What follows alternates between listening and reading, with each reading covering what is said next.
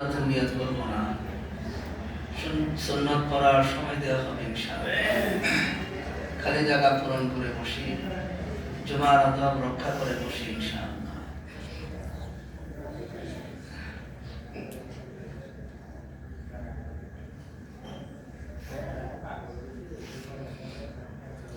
আলহামদুলিল্লাহ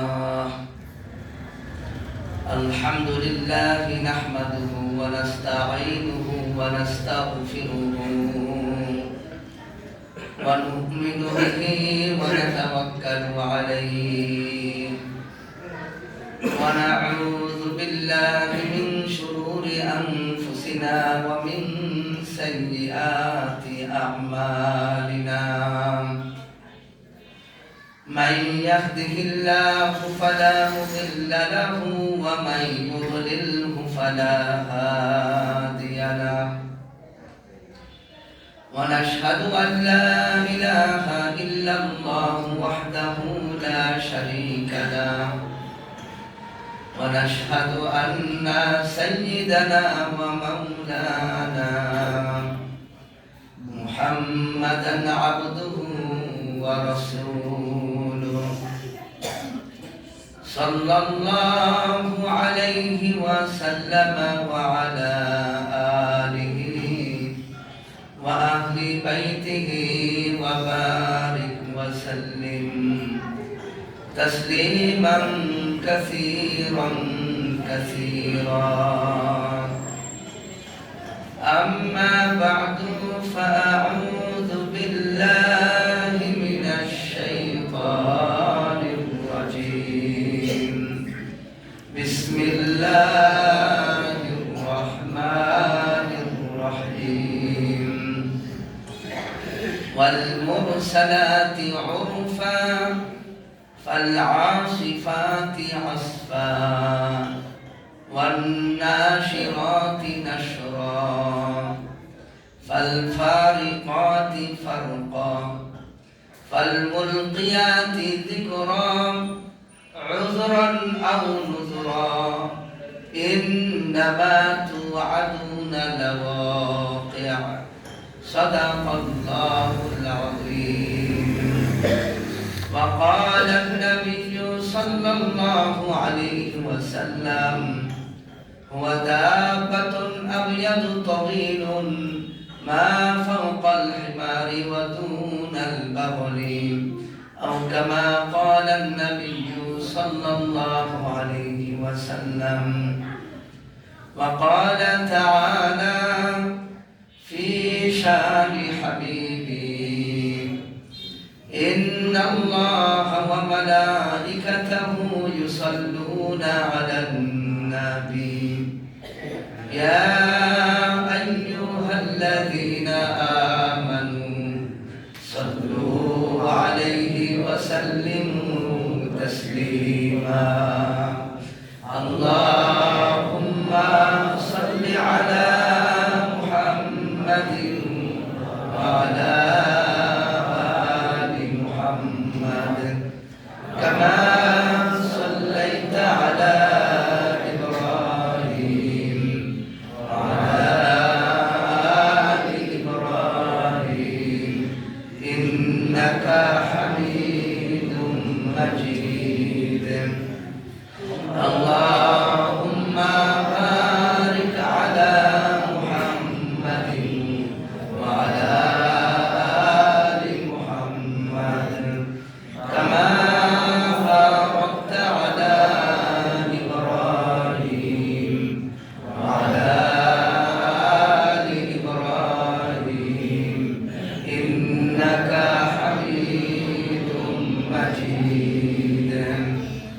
आप सुल्तान मदीना मोहब्बत मुहलिस सकीना नूर से मामूर सीना मिश्क से बेहतर पसीना लाए जो ईमान तुम पर क्यों ना दे वो जाने तुम पर मेहरबान रहमान तुम पर खल्क सब कुर्बान तुम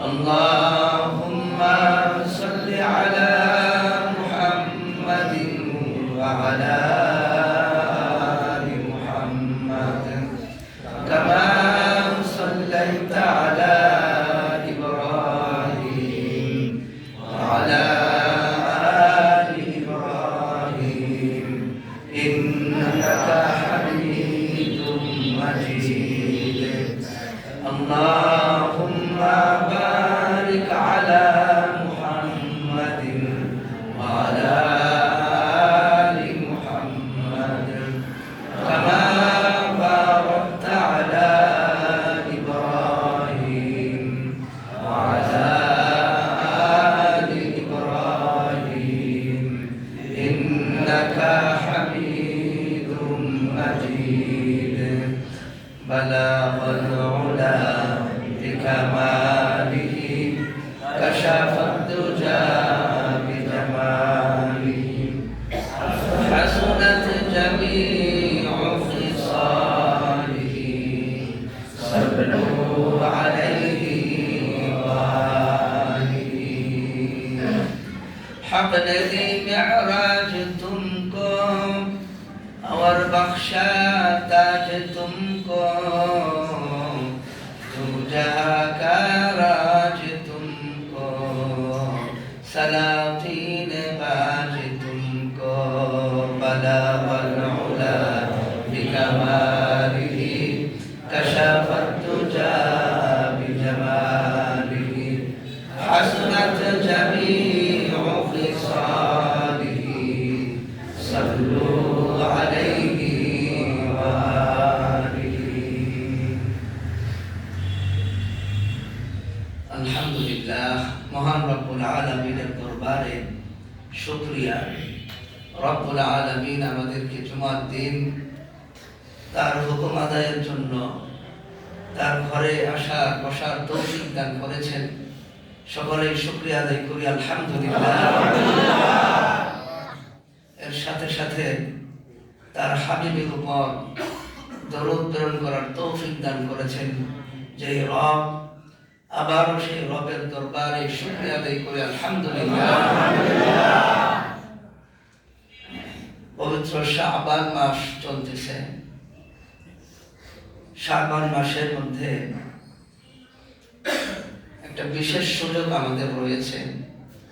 আমরা রমজানের প্রস্তুতি নিয়েছি।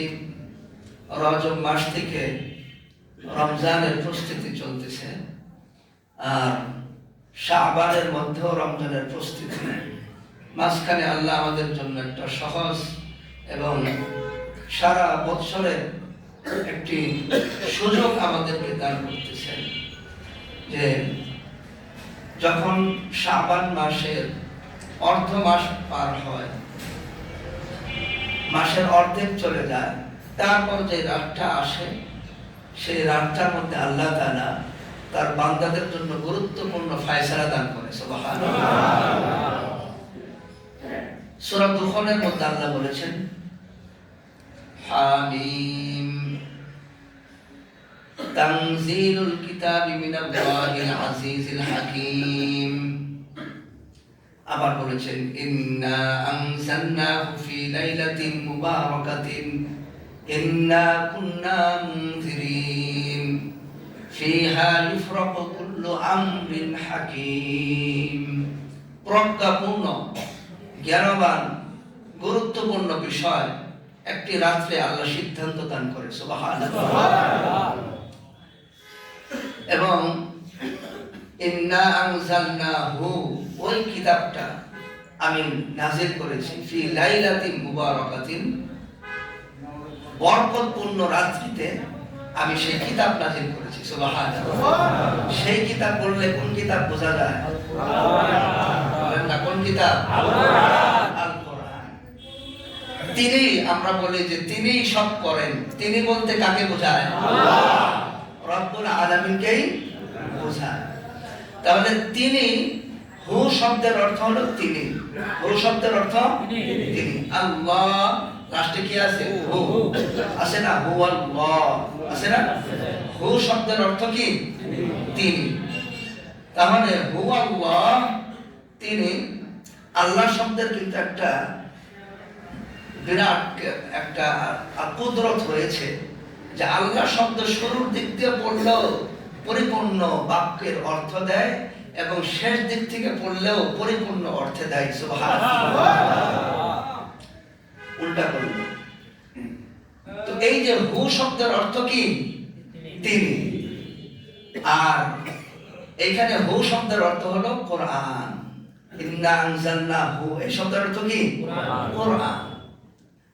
তাহলে এই কোরআনটা আল্লাহ নাজিল করেছে বরকতপূর্ণ একটি রাত্রিতে। বরকতপূর্ণ রাত্রি কি? এখানে মুফাসসিরে কেরাম কেউ কেউ এটাকে শবে বরাতের রাত্রির কথা বলেছেন। আর হাদিস দ্বারা এখানে একটা সামঞ্জস্যতা পাওয়া যায়, সেটা হলো যে হাদিসে রয়েছে যে আল্লাহ তাআলা এই রাত্রিতে লৌহে মাহফুজ থেকে আগামী 1 বছরের বাজেট ফেরেশতাদের মাধ্যমে এটা লিপিবদ্ধ করান, আর রমজানের মধ্যে একটা বিশেষ রাত্রে এটা চূড়ান্ত ফয়সালা দান করে দেন। সুবহানাল্লাহ। লৌহে মাহফুজের মধ্যে সবই লেখা আছে। সূরা তুরের মধ্যে আল্লাহ বলেছেন ওয়াত-তুর, কসম তুর পাহাড়ের। তুর পাহাড় নাম শুনছেন না? ওয়াত-তুর, তুর পাহাড়ের শপথ। ওয়া কিতাবিম মাসতুর, এবং প্রশস্ত কিতাবের শপথ। ফি রাক্কিম মানশুর, যা প্রকাশ্য পৃষ্ঠার মধ্যে লিপিবদ্ধ রয়েছে। সুবহানাল্লাহ। রাক মানে পৃষ্ঠা, একটা পৃষ্ঠার মধ্যে পুরা কিতাবটা লেখা আছে। সুবহানাল্লাহ। কত বড়! সমস্ত প্রাণীর, একটা পিঁপড়া কবে জন্মগ্রহণ করবে, কবে মারা যাবে, কত সালে, পৃথিবীতে যত কোটি কোটি পিপীলিকা আছে, যত প্রাণী আছে, মানুষ, জিন, ইনসান, সব প্রাণীর হায়াত, মওত, রিজিক, দৌলত সব কিছু এই একটা পৃষ্ঠার মধ্যে লেখা আছে। সুবহানাল্লাহ। সেটাকে আমরা চিনি লৌহে মাহফুজ হিসাবে। কি হিসাবে? লৌহে মাহফুজ। ওই একটা পৃষ্ঠা কোরআনে এক জায়গায় বলেছে সেটা হলো লৌহে মাহফুজ, আর এখানে বলেছে ফি রাক্কিম মানশুর, প্রকাশ্য একটা পৃষ্ঠার মধ্যে লিপিবদ্ধ রয়েছে, সেটার শপথ আল্লাহ তাআলা করেছেন। সুবহানাল্লাহ। ওয়াল বাইতুল মামুর, বাইতুল মামুরের কসম। বাইতুল মামুর কি? নবীজি সাল্লাল্লাহু আলাইহি ওয়াসাল্লাম মিরাজে গিয়ে বাইতুল মামুরকে নিজ চোখে দেখেছেন। সুবহানাল্লাহ। কাবা ঘর মানুষের জন্য, কাবা ঘর বরাবর প্রথম আসমান, দ্বিতীয় আসমান, তৃতীয় আসমান, এইভাবে 7 আসমানের উপরেও একটা কাবা ঘর আছে। সেই কাবা ঘরের নাম হলো কি? বাইতুল মামুর। সেই বাইতুল মামুরের কসম আল্লাহ বলেছেন ওয়াইদা হুয়া ইয়াদখুলুহু কুল্লা ইয়াউমিন ৭০,০০০ মালাকান, সেখানে ৭০,০০০ ফেরেশতা দৈনিক ওই আকাশের কাবা ঘরটা তওয়াফ করার জন্য অনুমতি পায়। ওই ৭০,০০০ ফেরেশতা জীবনে কোনোদিন ওই ঘর তওয়াফ করে নাই, প্রথম সুযোগ আসছে, এই প্রথম জীবনের সুযোগ। একবারই হজ এই তওয়াফ করবে, সেখানে ৭০,০০০ ফেরেশতা একবারই সুযোগ পেল তওয়াফ করে, ওই একদিনের মধ্যে শেষ করে চলে গেল। জীবনে আর কোনোদিন তৃতীয়বার সিরিয়াল আসবে না। এত ফেরেশতা, সুবহানাল্লাহ বলবেন, এত ফেরেশতা আসমানে, এত কোটি কোটি ফেরেশতা আল্লাহ পাকের সৃষ্টি জগতে, কোটি কোটি হাজার হাজার বছর যাবত আসমান সৃষ্টি, জমিন সৃষ্টি, এগুলা কুল কায়নাত পরিচালনা হচ্ছে ফেরেশতাদের ঢল, তাদের দল লাগাতার এরকম তওয়াফ করে যার যার কাজে চলে যায়, আল্লাহর হুকুমে চলে যাচ্ছে। জীবনে আর কোনোদিন দ্বিতীয়বার তওয়াফ করার সুযোগ হয় না। সুবহানাল্লাহ। এত এত বড় সেই ঘর আর এত ফেরেশতা, সুবহানাল্লাহ। ওয়াসসাকফিল মারফু', সমুন্নত ছাদের শপথ, ছাদ সমুন্নত সুউচ্চ ছাদের শপথ। আকাশে কি কোনো ফাটল দেখতে পাও? আল্লাহ বলেন যে আকাশে ফাটল দেখছো তোমরা? কোনদিন ফাটল আছে আকাশে? না। ওয়াল বাহরিল মাসজুর, উত্তাল সমুদ্রের শপথ। ইন্নামা তুআদুনা লাওয়াকি', তোমাদেরকে যে ওয়াদা দিয়েছে আল্লাহ তাআলা, একটা ওয়াদা দিয়েছে তোমাদেরকে, এই ওয়াদা অবশ্যই ঘটবে, অবশ্যই এই ওয়াদার বাস্তবায়ন হবে। এগুলার কসম কসম করে আল্লাহ বলতেছে, সুবহানাল্লাহ। শবে বরাতের রাতে লৌহে মাহফুজ থেকে লিপিবদ্ধ করা হয় বান্দার আমলনামা, আর চূড়ান্ত করা হয়। এই সবই লৌহে মাহফুজের মধ্যে লেখা আছে। লৌহে মাহফুজটা 7 আসমানের চাইতে বড়, সুবহানাল্লাহ। আল্লাহ পাক এই সৃষ্টি জগতের মধ্যে এই আকাশের নিচে যা কিছু সৃষ্টি করেছেন, বিজ্ঞান তার সমস্ত শক্তি দিয়ে এর 1000 ভাগের 1 ভাগও অর্জন করতে পারে নাই। আল্লাহু আকবার। এমনকি বিজ্ঞানীরা বলতেছে বর্তমানে যে আমরা আকাশ, নাসার বিজ্ঞানীরা তারা বলতেছে আকাশ তো দূরের কথা, এই পৃথিবীর সমুদ্রের নিচের 100 ভাগের 10 ভাগও আমরা অর্জন করতে পারি নাই। আল্লাহু আকবার। স্বীকার করতে বাধ্য। স্বীকার কে করায়? আল্লাহ। মহাজ্ঞানী, অনেক মানুষ আছে মহাজ্ঞানী, নিজেকে মহাজ্ঞানী মনে করে। মহাজ্ঞানী একমাত্র কে? আল্লাহ। বলেন না কে? আল্লাহ। কি জ্ঞান আপনার আছে? আপনি কবে মরবেন এটা বলেন? কোন দিন আপনি মারা যাবেন, আপনার আত্মাটা শরীর থেকে বের হবে, এত বড় মহাজ্ঞানী বলেন পারবে? না। আচ্ছা ঠিক আছে, ওটা পারবে না। আপনার বউ কবে মারা যাবে তা পারবেন? না। এত বড় মহাজ্ঞানী, কিন্তু মৃত্যু সবচেয়ে গুরুত্বপূর্ণ সংবাদ। যেদিন চলে যাব ধন সম্পদ আরেকজন নিয়ে যাবে। মা মারা গেছে, 4-5 জন মেয়ে, মেয়েরা যায় দেখে যে মার গলার চেন নাই, মার গলাতে গলার চেন ছিল ওটা নাই, স্বর্ণের, স্বর্ণের নাই। এক বোন কয় কানবো না এখন চেনের জন্য কথা বলুন, কানতেও তো পারে না যে মার বেদনায় কানবে না চেন নেওয়ার জন্য এখন আফসোস করবে। আল্লাহু আকবার। এটার নাম দুনিয়া। এটার নাম কি? দুনিয়া। সব লেখা আছে কি কি হবে। এই ফেরেশতাদের জীবন কাহিনী পর্যন্ত ওই লৌহে মাহফুজের মধ্যে লেখা আছে। আল্লাহু আকবার। রাজনীতির কষাঘাত আর উত্থান পতন সব কিছু লৌহে মাহফুজের মধ্যে লিপিবদ্ধ রয়েছে। আল্লাহু আকবার। 2000 সালের পরে কি ঘটবে এটা আল্লাহও জানে না। নাউজুবিল্লাহ। তোমার এই জবানের কথা আল্লাহকে অক্ষম করে দিতে যে কথা বলেছিল ওই নমরুদ যখন বিশ্ব জয় করে তখন আকাশের দিকে 3 নিক্ষেপ করেছে। কি নিক্ষেপ করেছে? 3। যেই যুগে যে জিনিস আছে 3 নিক্ষেপ করেছে। আর আল্লাহ তাআলাও তীরের মাথার মধ্যে রক্ত লাগাই দিচ্ছে। আল্লাহকে হত্যা করার জন্য আকাশে 3 নিক্ষেপ করে আল্লাহ তাআলা রক্ত লাগাই দিচ্ছে। আল্লাহু আকবার। একটা পিঁপড়া যদি আপনার সাথে চ্যালেঞ্জ করে যে আমি তোমাকে অক্ষম করে দেব, তোমার সাথে যুদ্ধ করব, আমি মারামারি করব, আপনি কি তখন ভয় পেয়ে যাবেন না হাসবেন?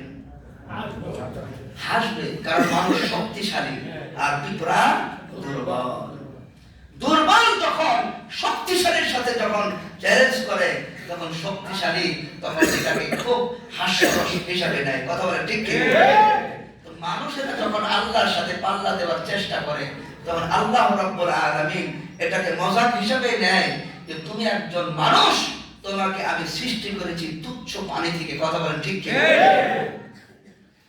আল্লাহ তাআলা সূরা মুরসালাতের মধ্যে বলেছেন আলাম নুহলিকিল আউয়ালিন আলাম নাখলুকুম মিন মাইম মাহিন, আমি কি তোমাদেরকে মাহিন থেকে তৈরি করি নাই? তুচ্ছ পানি, যে পানিটা যদি হাতে লাগে মানুষ আফসোস করে এটা তো ময়লা নাপাক পানি। কথা বলে ঠিক কিনা? তুচ্ছ পানি থেকে তোমাকে সৃষ্টি করেছি, তোমার কি অহংকার?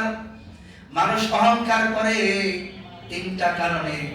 এক নাম্বার সম্পদ, টাকা বেশি হইলে, টাকা বেশি হইলে অহংকারী হয়ে যায়। দুই নাম্বার জ্ঞান এলেম বেশি হলে। তিন নাম্বার সৌন্দর্য শক্তিশালী হলে মানুষ অহংকার করে যে আমার শক্তি বেশি, গায়ের জোর বেশি, অহংকার করে। তো এই বিষয়গুলা সব ক্ষণস্থায়ী। শক্তি চিরস্থায়ী না ক্ষণস্থায়ী? পৃথিবীর সবচেয়ে বড় ওই যে বডি বিল্ডার কি সজনেগার না কি নাম ওগুলা আছে, এই ব্যক্তি এখন অসুস্থ, প্যারালাইসিস, দুইটা পা নষ্ট, দাঁড়াইতে পারে না। আল্লাহু আকবার। অথচ সে 300-400 কেজি ওজন সে দুই হাত দিয়ে উঁচা করতো। আল্লাহু আকবার। একজন মানুষ, একটা হাড়ের মধ্যে কি শক্তি আছে, লোহাও ভেঙে যাবে ওই শক্তিতে, অথচ ওগুলা সে নরম হাত দিয়ে উঁচা করতো। তার পায়ের শক্তি ছিল কি? সুবহানাল্লাহ। যেটা একটা মোটা লোহা ভেঙে যাবে, আর এই নরম হাত দিতে সে উঁচা করতো। এখন সে দুর্বল। এখন সে কি? শক্তি চিরস্থায়ী না ক্ষণস্থায়ী। পৃথিবীর সবচেয়ে ধনী মানুষ একসময় যারা ছিল, এখন সে গরিব, নাই দুনিয়াতে, আছে ক্ষণস্থায়ী। এর জন্য আর যদি আপনি ধনী হয়েও থাকেন, আপনি খাইতে পারবেন না। আপনি সকালে 50,000 টাকার নাস্তা খাইতে পারবেন? 1 কোটি টাকার নাস্তা খাইতে পারবেন? খাওয়া যাবে না। ভোগ করার শক্তি তো নাই। ভোগ করবে, খাবে, এই শক্তি তো আল্লাহ দেয় নাই মানুষকে। জান্নাতের মধ্যে আল্লাহ তাআলা মানুষের জন্য ভোগ করার ক্ষমতা দিয়েছেন। قد أفلح المؤمنون, মুমিনগণ সফল হয়ে গিয়েছে। চিন্তা কিসের? মুমিনগণ দুনিয়াতেই আনন্দ আত্মহারা, যা দিয়েছে এতেই তারা আনন্দে আত্মহারা, সফল। অমুকের 10 তারা বাড়ি আছে, এটা তার হৃদয়ে নাই। আরে কি হইছে তাই? অমুকে অমুক জিনিস পেয়েছে, কি হইছে তাই? আমি তো মুমিন বান্দা, আমি তো আল্লাহর সাথে আমার সম্পর্ক আছে, আর কিছু আমার লাগবে না। নবীজির মা নাই, বাবা নাই, একজন সাপোর্ট ছিল তার চাচা, নাম কি তার? আবু তালেব। নাম কি তার? আবু তালেব। আবু তালেব মান মর্যাদা, মানুষ দেখেন টাকা পয়সাও মানুষ শেষ করতে পারে, কিন্তু মান ইজ্জত মানুষ খুব কঠিন ভাবে, অনেকে মান ইজ্জতের কারণে ধর্মকে নষ্ট করে দেয়। কথা বলে ঠিক কিনা? এই সম্মানের কারণেই তো ফেরাউন খোদা দাবি করলো। সম্মানের কারণে ফেরাউন মুসার কাছে নত হইতে পারে নাই, যে আমার বালক সন্তানের কাছে আমি কিভাবে আমি নত হই। নাউজুবিল্লাহ। আবু তালেব তার সম্মানকে নিজের ছেলে নয়, ভাতিজার জন্য, তাও ছোট ভাইয়ের ছেলের জন্য নিজের সম্মানকে বিকিয়ে দিলেন। একদল এলাকার সব ক্ষমতাধর লোক এসে বলল, আবু তালেব, আমরা সবাই আপনাকে মান্য করি, কেন নিজের ভাতিজার জন্য বাপ দাদার মুখে চুনকালি মারতেছেন? এগুলা বাদ দেন, আমরা মুহাম্মদকে বাহিরে, তাকে অন্য কোনো দেশে দিয়ে আসি, এই এলাকায় থাকতে দিব না। আবু তালেব তাদের কথায় প্রভাবান্বিত হয়ে মনে অনেক কষ্ট পেলেন। আরে আমার ভাতিজা, ছোটবেলায় বাবা চলে গিয়েছে, মা চলে গিয়েছে, আমি এতদিন যাবত তাকে লালন পালন করেছি, আমার ভাতিজার জন্য সারা এলাকার মানুষ শত্রু হয়ে গিয়েছে, সবাই শত্রু। এখন দেখি ভাতিজাকে বলি, ও ভাতিজা, গুরুত্বপূর্ণ কথা আছে, চলো ঘরে। একা বিবৃতি নিয়ে প্রস্তাব দিল, ভাতিজা শোনো, এলাকার সব মানুষ তোমার বিপক্ষে, তোমাকে আমি এত ভালোবাসি, তোমার জন্য আমার সব আমি উৎসর্গ করেছি, আমি ইচ্ছা করলে মক্কার বাদশাহী করতে পারি, তোমাকে আমি প্রস্তাব দিচ্ছি, তুমি যদি এই এদের কথাগুলো মেনে নাও তাহলে তোমার কোনো শত্রু থাকবে না। নবীজি সব বুঝলেন। কি শর্ত? শুধু তুমি বলতে পারবা না, মূর্তিগুলোর গালি দিতে পারবা না, আর বলতে পারবা না যে এই মূর্তির কোনো শক্তি নাই, এক আল্লাহর কথা বলতে পারবা না, আর এই মূর্তির অসারতা এগুলো বলতে পারবা না। বাকি যা আছে তুমি তোমার মতো ইবাদত করো।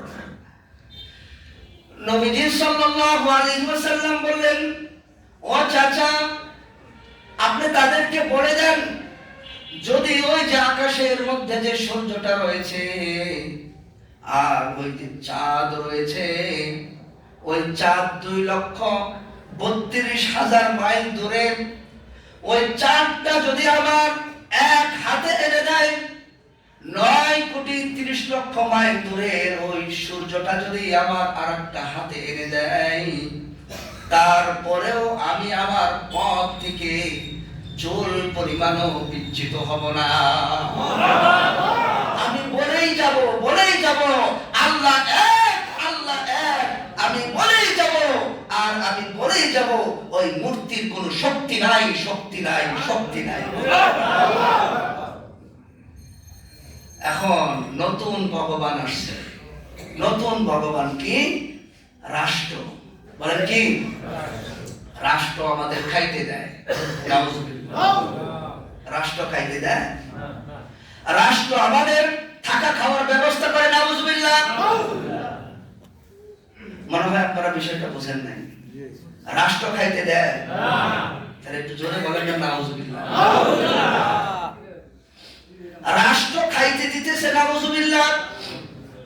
রাষ্ট্র আমাদের কালবাট রাস্তা করে দেয়, হিন্দু মুসলিম বৌদ্ধ সবাইকে আশ্রয় দেয় রাষ্ট্র। নাউজুবিল্লাহ। নতুন খোদা। কোন রাষ্ট্র, কোন শক্তি আল্লাহ ভিন্ন কোন শক্তি কাউকে খাওয়াইতে পারে না। কথা বলেন ঠিক কিনা? আল্লাহ ভিন্ন কোন শক্তি কাউকে আশ্রয় দিতে পারে না। কত আশ্রয় দাতাকে আল্লাহ ধ্বংস করেছে। কথা বলেন ঠিক কিনা? একজন আশ্রয় দেনেওয়ালাকে শাহাদাত আঙ্গুলে উঁচা করে বলেন, আশ্রয় দাতাকে জোরে বলেন কে? হাত নামান। আশ্রয় দাতা হলো তিনি, খানেওয়ালা তিনি, মেরাজ করেছেন যিনি তার হাবিবকে 7 আসমান ভেদ করে আকাশে নিয়ে গিয়েছেন। কোন অক্সিজেন লাগছে না। একজন লোক মেরাজকে অবিশ্বাস করে, তারা বলে যে ঠিক আছে, সশরীরে মেরাজ যদি যায় কিভাবে যাবে? কারণ উপরে ল অফ গ্র্যাভিটেশন আছে, মধ্য আকর্ষণ শক্তি আছে, সেটা ভেদ করে মানুষ যাইতে পারে না। এটা তাদের যুক্তি আছে। কিন্তু বলেন উপরে এই যে ল অফ গ্র্যাভিটেশন, মধ্য আকর্ষণ শক্তি, এটার স্রষ্টাকে আল্লাহ। মানুষ অক্সিজেন নিয়ে বেঁচে থাকবে, এটা কে দান করলো? আল্লাহ। আমাকে কে বানাইলো? আল্লাহ। আসমান কে বানাইলো? আল্লাহ। থাকার জন্য ওয়াল আরদু সুবাতা, আল্লাহ তাআলা জমিনকে বিশ্রামের স্থান বানিয়েছেন। এখানেই নিঃশ্বাস নিতে পারবা, বাহিরে নিঃশ্বাস নাই। এটা কে বানিয়েছেন? আল্লাহ। তাহলে সেই যে রব বানাইলো, সেই রব বাহিরেও শ্বাস নেওয়ার ক্ষমতা দিতে পারেন কিনা বলেন? নবীজিকে আল্লাহ তাআলা সেটা ভেদ করে আকাশে নিতেছে কে? আল্লাহ। কোন ফেরেশতা? না। যখন চাচা প্রস্তাব দিল, নবী বলল হাত 1-2 হাতে চন্দ্র সূর্য এনে দিল, এটা মানবো না। চাচা এখন কাফেরদের কাছে যায় বলল, শোনো, আমার ভাতিজা এই উত্তর দিছে, এটা আমার ভাতিজার উত্তর, আর আমার উত্তর হলো এই মক্কার সমস্ত লিডাররা, আমি যতদিন জীবিত থাকবো আমার মান সম্মান দরকার নাই। আমি এই কথা স্পষ্টভাবে ঘোষণা করে দিলাম, মুহাম্মাদের গায়ে যদি একটা ফুলের টুকাও পড়ে, তখন দেখবা আবু তালেবের পাওয়ার। আল্লাহু আকবার। আমি কাফের হতে পারি, মুহাম্মাদের ধর্ম না নিতে পারি, কিন্তু মুহাম্মাদের গায়ে ফুলের টুকা পড়লে আবু তালেবের পাওয়ার সেদিন জ্বলে উঠবে। আল্লাহু আকবার। আমার বাবা আব্দুল মুত্তালিব যখন কাবা ঘরের উপর হামলা হয় আবরাহা বাদশা, তখন আমার বাবা দুই হাত আকাশের দিকে উত্তোলন করে বলেছিল, আল্লাহ আমরা সারেন্ডার করলাম তোমার ঘর, আমরা লজ্জিত তোমার ঘর সংরক্ষণ করার জন্য কোনো সৈন্যবাহিনী বানাই নাই, কোনো সশস্ত্র বাহিনী বানাই নাই, আমরা তো কল্পনাও করি না এটা ভাঙতে আসবে। আল্লাহ আমরা আত্মসমর্পণ করলাম। এই কথা যখন আমার বাবা বলেছিল, তখন আল্লাহ তাআলা আবাবিল ফেরেশতা এই পাখির মাধ্যমে আল্লাহ তার ঘরকে হেফাজত করেছেন। কথা বলেন ঠিক কি না? এর জন্য আল্লাহর ঘর হেফাজত করা এটা একটা গুরুত্বপূর্ণ কাজ। আর আমার কাজ হলো আল্লাহর রাসূলকে হেফাজত করা। সুবহানাল্লাহ। সুতরাং আল্লাহর রাসূল, মানুষ নিজের উপর আক্রমণ হলে ঢিল হলেও যতটুকু গুরুত্ব না দেয়, সন্তানের উপর আঘাত হলে মানুষ কিন্তু তার চাইতে বেশি গুরুত্ব দেয়। আল্লাহ তাআলা এখানে বলেছে আবদিহি। অনেকে মনে কষ্ট পায় যে আল্লাহ সুবহানাল্লাযী আসরা বিআবদিহি, রাসূলকে আবদ বান্দা কেন বললো? আবার আপনাদেরকেও আমি অনেক সময় বলি যে আমরা কার বান্দা। অনেকে বলে যে বান্দা মানে গোলাম, তাহলে মনে কষ্ট পান নাকি? না। আল্লাহ এর জন্য তার নবীরও বান্দা বলছে যে মুমিন বান্দারা তোমরা আমার গোলাম, তোমরা তো মনে কষ্ট পাবা না।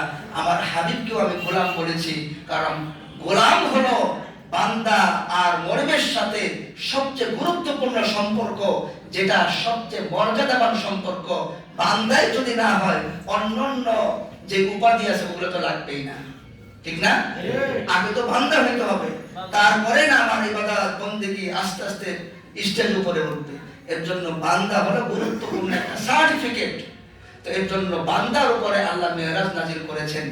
তো এর জন্য নবীজি ওই অসহায় অবস্থায় যখন চাচাও এরকম মারা গেল, স্ত্রীও মারা গেল, কেউ নাই, ওই সময় আল্লাহ নবীজিকে মেরাজের দৌলত দান করেছেন। সুবহানাল্লাহ। নবীজি মেরাজের দৌলত পায়া যখন পৃথিবীতে আসলো, কাফেররা দেখে চাচা নাই আর পাওয়ার তো কমে নাই। এখন আমরা সে কিভাবে পাওয়ার দেখায়, তার তো চাচা নাই।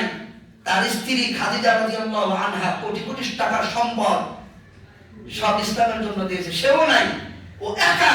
মুহাম্মাদের পাওয়ার কোন জায়গা থেকে আসে? আল্লাহু আকবার। কোথা থেকে আসে? আল্লাহ তাকে মেরাজ করাইছে। আবু জাহেল যায় জিজ্ঞাসা করছে, নতুন কোন খবর আছে? বলে যে আছে। প্রত্যেক দিনে তো নতুন খবর থাকে, আজকে কি আছে? বলে যে আমি আজকে রাত্রে মসজিদে এই হারাম থেকে আমার ফুফু উম্মে হানির ঘর থেকে এই মসজিদে আকসাতে গিয়েছি এক রাত্রে। ওখান থেকে 7 আসমান ভ্রমণ করে তারপরে আমি আবার এই রাত্রের মধ্যে ফিরে আসছি। আবু জাহেল কইছে এইবার পাইছে যুক্তি। আগে তো বলতাম, মানুষ বিশ্বাস করতো না। এক দৌড়ে আবু বকরের কাছে গেছে। আবু বকর, আমি বলছিলাম বিশ্বাস করো নাই, পুরাটাই গেছে। আবু বকর বলে কি হইছে? বলে যে মুহাম্মদ তো এই কথা বলে। কয় মুহাম্মদ বলছে? কয় হ্যাঁ, আমি বিশ্বাস করি। আল্লাহু আকবার। তো বুঝি বলেন আবু বকর কি হইছে এত তাড়াতাড়ি আমার কাছে আসলা? আবু বকর বললেন, ইয়া রাসূলুল্লাহ, আপনি নাকি এই কথা বলেছেন, আমি বিশ্বাস করি। নবীজি বললেন, তুমি আজকে থেকে সিদ্দিক। আল্লাহু আকবার। যাই হোক, মেরাজের ঘটনা নবীজিকে দান করার কারণ, এবং নবীজি পাইলেন কি? আল্লাহর সাথে সম্পর্ক। কি পাইলেন? এর জন্য দুনিয়ার সব কষ্ট ভুলে গেলেন। আমরাও আল্লাহর সাথে সম্পর্ক হলে আমাদের দুনিয়াতে ক্ষমতা আর মান সম্মান আর টাকা পয়সার কোনো আফসোস থাকবে না। ঠিক আছে ইনশাআল্লাহ? আমরা আল্লাহর জন্য এক নেক। ঠিক আছে ইনশাআল্লাহ? নারে তাকবীর, নারে তাকবীর। ওয়া আখিরু দাওয়ানা আলহামদুলিল্লাহি রাব্বিল আলামিন।